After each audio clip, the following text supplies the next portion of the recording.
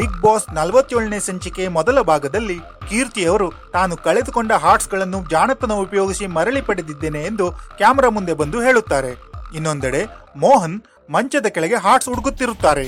ಅದು ಅಲ್ಲಿರುವುದಿಲ್ಲ, ಯಾರೋ ಅದನ್ನು ತೆಗೆದುಕೊಂಡಿರುತ್ತಾರೆ, ಕೀರ್ತಿನೇ ಎತ್ತಿಕೊಂಡಿರೋದು ಎಂದು ಶಾಲಿನಿ ಮೋಹನ್ಗೆ ಹೇಳುತ್ತಾರೆ. ನಂತರ ಕೀರ್ತಿಯವರು ಕೂಡ ಮೋಹನ್ಗೆ ನೀವು ಪ್ರಥಮ್ ಜೊತೆ ಹೊರಗೆ ಮಾತನಾಡಲು ಬಂದಾಗ ತಾನು ಎಲ್ಲ ಹಾರ್ಟ್ಸ್ಗಳನ್ನು ತೆಗೆದುಕೊಂಡೆ ಎಂದು ಹೇಳುತ್ತಾರೆ. ಅದಕ್ಕೆ ಮೋಹನ್ ಅವರು ತಾನು ಬಕರಾದೆ ಎಂದು ಶೀತಲ್ಗೆ ಹೇಳಿ ಬೇಜಾರು ಮಾಡಿಕೊಳ್ಳುತ್ತಾರೆ. ನಂತರ ಕೀರ್ತಿಯವರು ಪ್ರಥಮ್ ಜೊತೆ ಮೋಹನ್ ಹೊರಗೆ ಹೋದಾಗ ತಾನು ಎಲ್ಲ ಹಾರ್ಟ್ಸ್ ತಗೊಂಡೆ ಎಂದು ಫುಲ್ ಜೋಶ್ನಲ್ಲಿ ಮನೆಯ ಎಲ್ಲ ಸದಸ್ಯರಿಗೂ ಹೇಳಿಕೊಂಡು ಬರುತ್ತಾರೆ. ಅದಾದ ಮೇಲೆ ಇದೇ ವಿಷಯಕ್ಕೆ ಪ್ರಥಮ್, ಮೋಹನ್ ಮತ್ತು ಶೀತಲ್ ಅವರಿಗೆ ಚಿಕ್ಕ ವಾಗ್ವಾದ ನಡೆಯುತ್ತದೆ.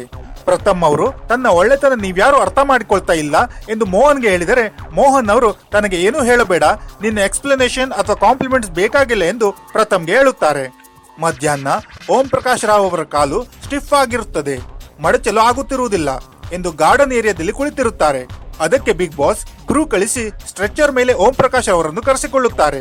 ಅದಾದ ನಂತರ ಹೃದಯಗಳ್ಳರು ಟಾಸ್ಕ್ ಪ್ರಕಾರ ಗಳಿಸಿದ ಹೃದಯವನ್ನು ಬಿಗ್ ಬಾಸ್ ಕ್ಯಾಲ್ಕುಲೇಟ್ ಮಾಡಿ ಕೀರ್ತಿಯವರು ವಿಜೇತರೆಂದು ತಿಳಿಸುತ್ತಾರೆ. ಮತ್ತು ಬಿಗ್ ಬಾಸ್ ಮನೆ ಸದಸ್ಯರಿಗೆ ಲಕ್ಸುರಿ ಪಾಯಿಂಟ್ಸ್ ಗಳನ್ನು ಕೊಡುತ್ತಾರೆ.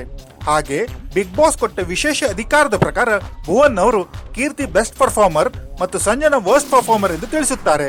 ಅದಕ್ಕೆ ಬಿಗ್ ಬಾಸ್ ಕೀರ್ತಿಗೆ ಅವರ ಮನೆಯಿಂದ ಬರುವ ತಿಂಡಿಯ ಸೌಲಭ್ಯ ಮತ್ತು ಸಂಜನಾಗೆ ಕಳಪೆ ಎಂದು ಬೋರ್ಡ್ ಕತ್ತಿಗೆ ಹಾಕಿಕೊಳ್ಳುವಂತೆ ತಿಳಿಸುತ್ತಾರೆ.